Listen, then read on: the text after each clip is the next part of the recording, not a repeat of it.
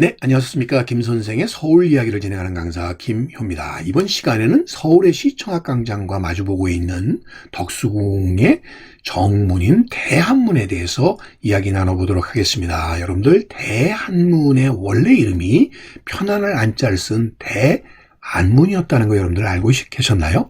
자, 대안문과 대한문 이야기 한번 진행해 보겠습니다.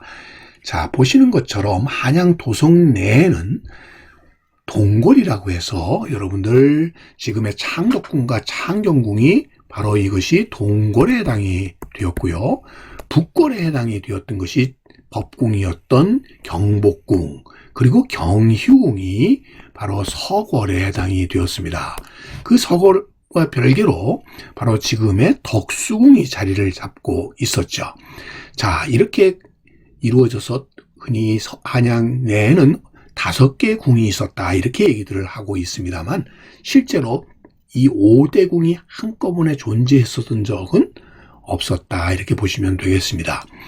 자, 지금 보시면 그 법궁에 해당되는 것은 경복궁이 되겠고요. 경복궁 앞에 정부의 가장 중요한 부서인 육조가 털을 잡고 있는 육조거리가 있게 되는데, 지금은 이 육조거리의 광화문 광장에서 숭례문이 있는 이 남대문까지 태평로가 이렇게 뚫려 있어서 태평로를 사이에 두고 서울 광장과 시청 앞 광장과 덕수궁이 이렇게 마주보고 있습니다만, 원래는 이 앞에 큰 도로가 없었습니다. 왜 그런가 하면 풍수적으로 궁궐 앞에 큰 길이 뚫리는 것 자체가 좋지 않다고 여겼기 때문에 지금의 광화문 로타리에서 종로 방향으로 나아가서 거기서 광통교를 거쳐 남대문으로 가는 이런 길이 뚫려 있었던 것이죠. 그러던 것이 지금 보시는 것과 같은 이런 노란색의 태평로가 뚫리게 되면서 지금은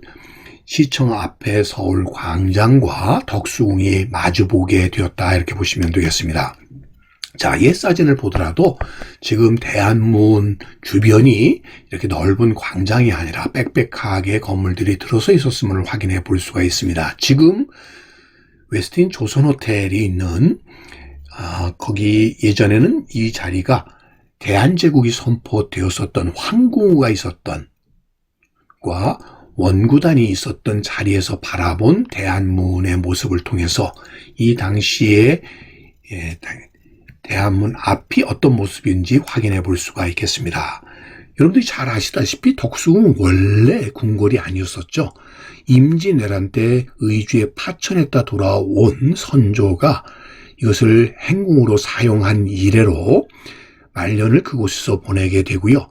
이 선조의 죽음 이후에 이를 계승한 사람이 광해군이었죠. 그러다 보니까 광해군은 이 선조의 흉례 기간에 왕위에 올랐던 즉위를 했었던 곳이 바로 이 건물인 즉조당이었고요. 인조 반정으로 광해군을 축출하고 왕위에 올랐던 인조도 이곳에서 왕위에 오르게 되면서 즉조당이라는 건물이 대단히 의미 있는 건물이 되게 되었던 것이죠. 그에 따라서 즉조당과 서거당이라고 하는 이 건물은 다른 건물과는 다르게 인조 이후에도 쭉 보존이 돼 왔었던 것입니다.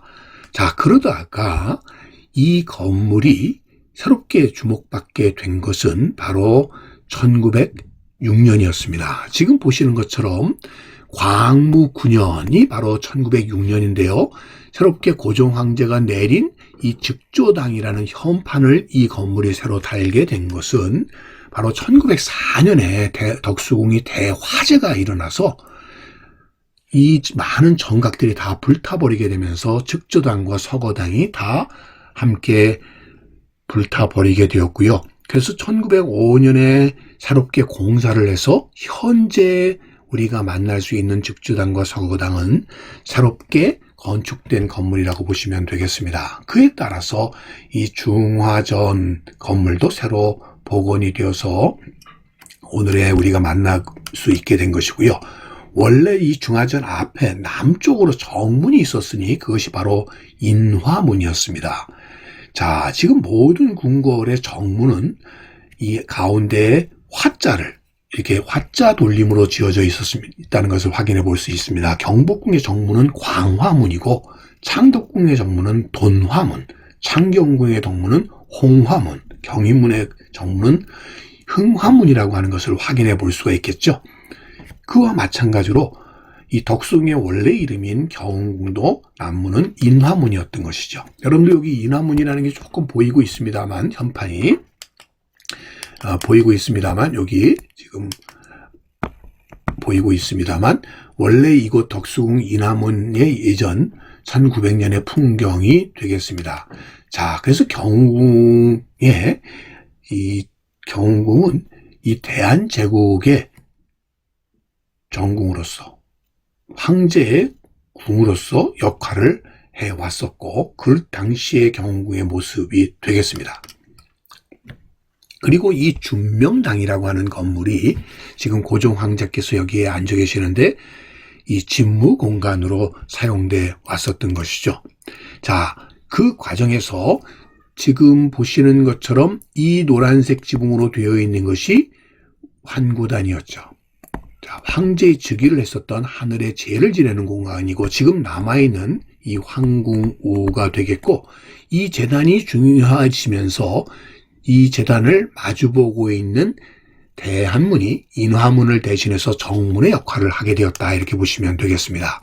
그래서 이 환구단이 건축된 모습이 되겠고, 그래서 먼저 사용되었던 것은 여기서 보시는 것처럼 원래 이 이름은 대안문으로 쓰여져 왔었다는 것이죠. 그래서 1897년에 이 고종 황제가 경운궁을 대한제국을 선포하면서 결국 환구단으로 가는 정문으로, 이 대안문을 정문으로 사용하게 되었던 것이죠. 그러니까 원래부터 이 행궁으로 정해질 때부터 동문은 대안문이었던 것인데, 이 대안문이 1906년에 가서 이름을 바꾸게 되는 거죠. 이름을 뭘로 바꾸게 되느냐? 대한문으로 바뀌게 됩니다. 왜 대한문이 대한문으로 바뀌었을까? 이거에 대해서는 당시 이토 히로부미의 양녀로서 일본의 밀정 역할을 했던 배정자가 드나들었던 문이다 그래가지고 이 간머리 위에 계집 여자가 쓰여졌다, 이런 문이라고 해서 이거를 좋지 않다고 해서 대한문으로 바꿨다.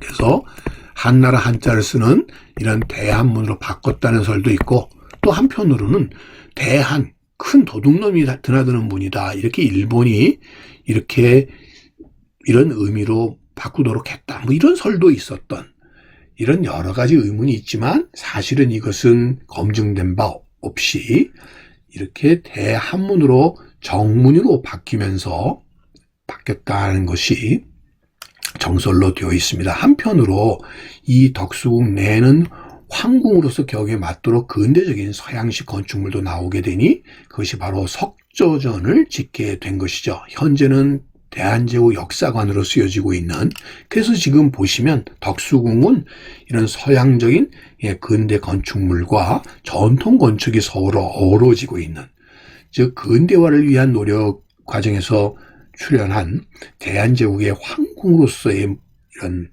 모습을 오늘날도 갖추게 되었다라고 보시면 되겠습니다. 1910년에 대한문의 사진이 되겠는데, 이때만 하더라도 월대가 있었다는 것을 확인해 볼 수가 있습니다.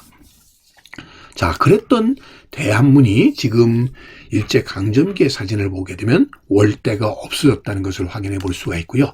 자, 1919년에 고종 황제가 갑자기 돌아가시고 난 뒤에 그 장례 행렬이 대한문을 통과해 나갈 때의 모습을 보게 되면 이때도 월대가 없었다는 것을 확인해 볼 수가 있겠죠.